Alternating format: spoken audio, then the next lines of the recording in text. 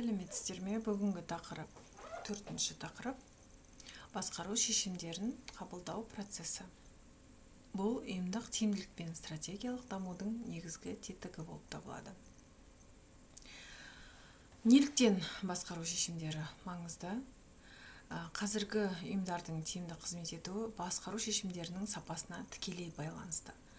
Басқару шешімі ұйымның мақсаттарына жету үшін басшы немесе менеджер қабылдайтын саналы және мақсатты әрекет. Басқару шешімдерін қабылдау процесі менеджменттің ең жауапты және күрделі кезеңдерінің бірі болып табылады. Себебі ол ұйым қызметінің барлық бағыттарына әсер етеді.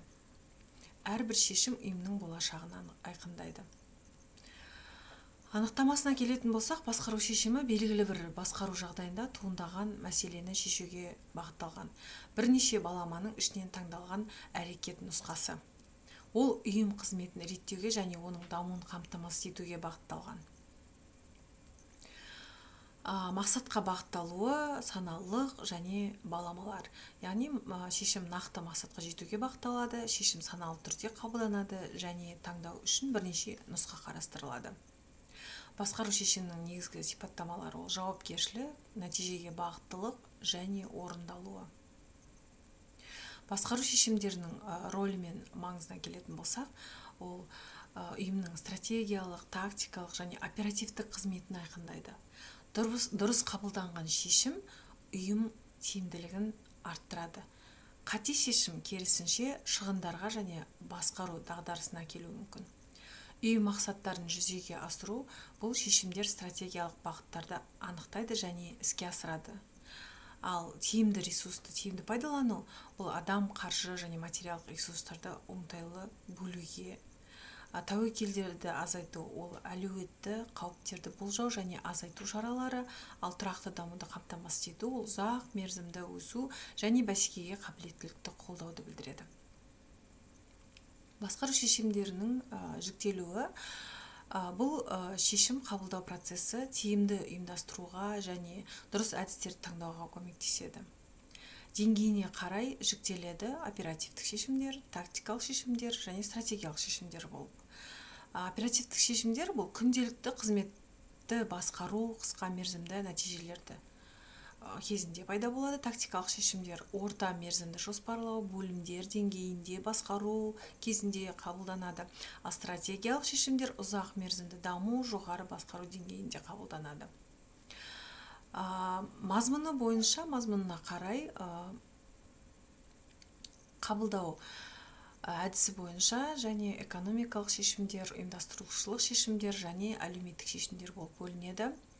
Экономикалық шешімдер, яғни қаржыға, инвестицияға, баға белгілеуге байланысты, ал ұйымдастырушылық шешімдер құрылым, процестер, жүйелерге байланысты шешімдер, ал әлеуметтік шешімдер бұл персоналмен байланысты және персонал мәдениеті, әл-ауқатына байланысты шешімдер. Жеке шешімдер сонымен қабылдау әдісіне қарай жеке шешімдер мен ұжымдық шешімдер бар. Жеке шешімдер бұл бір адам қабылдайды, жылдам және жауапкершілікті анықтайды. Ал ұжымдық шешімдер топпен талқылау арқылы әртүрлі пікірталас ескерілу арқылы қабылданатын шешімдер. Уақыт пен белгісіздік факторына қарайтын болсақ, ұзақ мерзімді шешімдер ол стратегиялық жоспарлау 3-5 жыл және одан да көп мерзімді қамтиды. Қысқа мерзімді шешімдер оперативтік басқару, яғни 1 жылға дейінгі шешімдер қабылданатын. Анық жағдайдағы шешімдер толық ақпарат, нәтиже болжанады. Тәуекелді шешімдер ықтималдықты бағалауға болады, ал белгісіз жағдайдағы шешімдер ақпарат жоқ, жоғары тәуекелділігі бар шешімдер. Басқару шешімдерін қабылдау процесінің мәні бұл мәселені анықтаудан бастап қабылданған шешімді жүзеге асыру және оның нәтижесін бағалауға дейінгі кезеңдер жиынтығы. Бұл процесс логикалық және жүйелі түрде жүзеге асырылуы тиіс. Шешім қабылдау процесі басқарудың барлық функцияларымен жоспарлау, ұйымдастыру, мотивация және бақылаумен тығыз байланысты.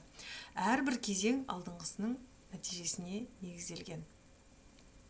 Шешім қабылдау процесінің кезеңіне тоқтайтын болсақ, біріншіден мәселені анықтау және талдау, яғни проблеманы нақты айқындап, оның себептері зерттеледі. Одан кейін баламалы шешімдер әзірленеді, яғни әртүрлі нұсқаларды ұсынылып қарастырады. Одан кейін шешімді таңдау және қабылдау, яғни баламаларды салыстырып, тиімді нұсқаны ішінен таңдап алады. келесі кезең ол шешімді жүзеге асыру, яғни жоспарды іске асыру, ресурстарды бөлу. Одан кейінгі бақылау және бағалау, яғни нәтижелерді өлшеп, түзету шараларын енгізіп отыру. Мәселені анықтау және талдау шешім қабылдаудың алғашқы және ең маңызды кезеңі болып саналады. Яғни мәселені дұрыс анықтау бұл нақты айқындау, оның себептерін, салдарын және маңыздылығын терең талдауды талап етеді. Зерттеулер көрсеткендей, басқару қателерінің 50%-дан астамы проблеманы дұрыс түсінбеуден туындайды екен. Бұл кезеңдегі негізгі міндеттер мәселенің нақты мәнін анықтау қажет, ішкі және сыртқы факторларды зерттеу қажет, толық және сенімді ақпарат жинау қажет және мәселенің өзектілігін бағалау қажет. Мәселені талдау әдістері ол Ишикава диаграммасы, яғни себеп салдарды талдау арқылы мәселенің түбірлік себептерін анықтау. Мәселе ағашы, мәселені иерархиялық құрылымда бөліп көрсету. Одан кейін SWOT талдау, яғни мәселенің күшті, әлсіз жақтарын, мүмкіндіктері мен қауіптерін бағалау. Және 5 неге әдісі қайталанған сұрақтар арқылы негізгі себепке жету. Баламалы шешімдер әзірлеу, яғни мәселе анықталғаннан кейін оны шешудің мүмкін баламалары әзірленеді. Баламаларды көп болуы тиімді шешім таңдауға мүмкіндік береді және қате шешім қабылдау тәуекелділігін азайтады. Яғни бұл шығармашылық ойлау, тәжірибеге сүйену, сарапшылар пікірі, ақылға қонымды идеялар генерациясы, брейнсторминг әдістері шығармашылық ойлауда қолданылады.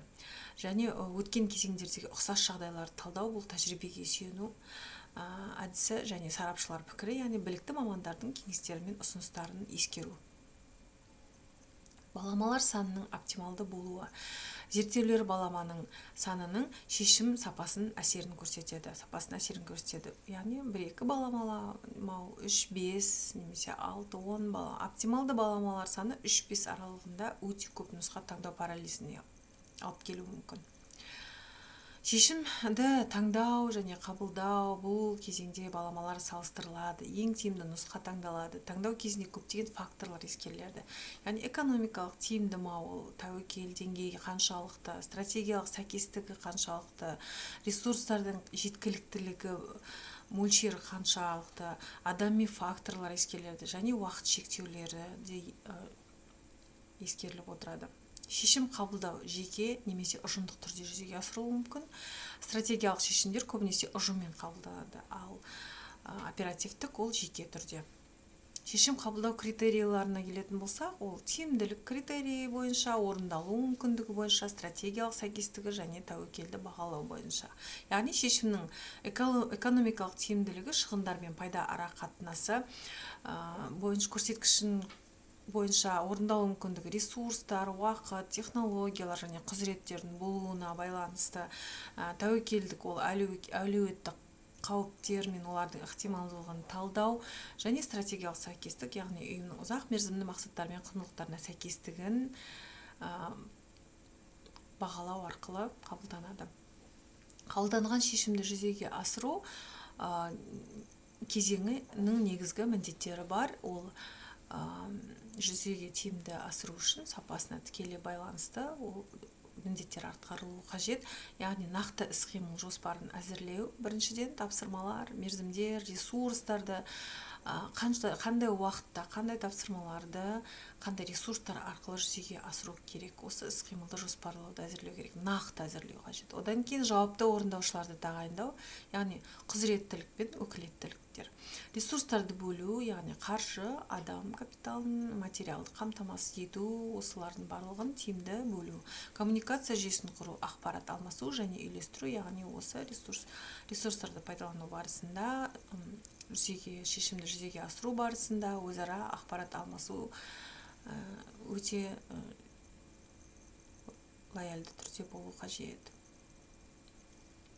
Жүзеге асыру кезінде кедергілер әртүрлі кедергілер кезігуі мүмкін. Ол қарсылық көрсету, яғни қызметкерлердің өзгерістерге қарсы болуы мүмкін, белгісіздіктен қорқыныштары болуы мүмкін, ресурстардың жетіспеушілігі болуы мүмкін, яғни қаржы жетіспеу, уақыттың тығыздығы немесе біліктіліктің тапшылығы. Коммуникациялық мәселелер болуы мүмкін, яғни нұсқаулардың түсініксіз болуы, кері байланыстың болмауы, үйлестірудің нашарлығы, яғни бөлімдер арасында өзара іс-қимылдың әлсіздігі сияқты әртүрлі кедергілер кездесуі мүмкін. Шешімді бақылау және нәтижені бағалау, яғни қабылданған шешімнің орындалуын және оның нәтижесін бағалау процесі. Бақылау дегеніміз бұл кезеңде жоспарланған және нақты нәтижелер салыстырылады, ауытқулардың себептері анықталады. Мақсаттар белгіленіп, көрсеткіштер өлшеніп, түзетулер шаралар енгізіп, нәтижелер салыстырылады. Бақылау нәтижесінде ауытқулар анықталады, яғни жоспар мен факт арасындағы айырмашылықтарды ескере отырып, одан кейін түзету шаралары қабылданады. Қажет болған жағдайда жоспарға немесе іске асыруға әдісіне өзгерістер енгізіледі және тәжірибені жетілдіру бойынша алынған сабақтарды болашақ шешімдерге қолданылуы мүмкін. Басқару шешімдеріне әсер ететін факторлар, олар мысалы ақпараттың толық болмауы немесе сапасының төмендігі болуы мүмкін.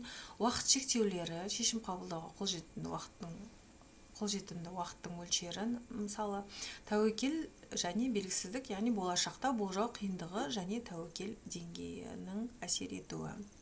Адами факторлар мен ұйымдық контекст, яғни менеджердің құзыреттілігі, білім, тәжірибесі, аналитикалық қабілеті мен интуициясы. Ұйымдық мәдениет, қабылданған нормалар, құндылықтар, басқару стилі. Топтық динамика, команда құрамы, өзара қатынасы, келісімге қол жеткізу қабілеті. Бұл факторлар шешім қабылдау процесін күрделендіріп және менеджерден жоғары кәсіби шеберлікті, эмоционалдық интеллектті және жүйелік ойлауды талап етеді. Табысты менеджерлер барлық факторларды кешенді түрде ескереді.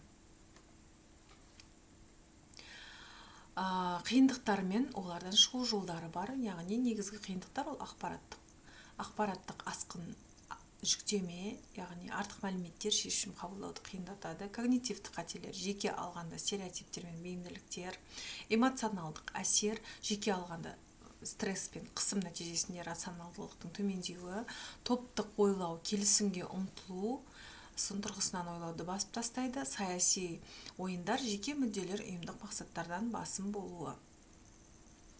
Құрылымды әдістерді қолдану, шешім қабылдау шеңберлері мен шығу жолдары, осылардың барлығынан шеңберлері мен әдіснамалары, әртүрлі көзқарастарды тарту, әртүрлі пікірлерді тыңдау, сыни талдау, сценарийлерді модельдеу, әртүрлі нұсқаларды болжау және талдау, үздіксіз оқыту, қателерден сабақ алу және үздік тәжірибелерді зерттеу.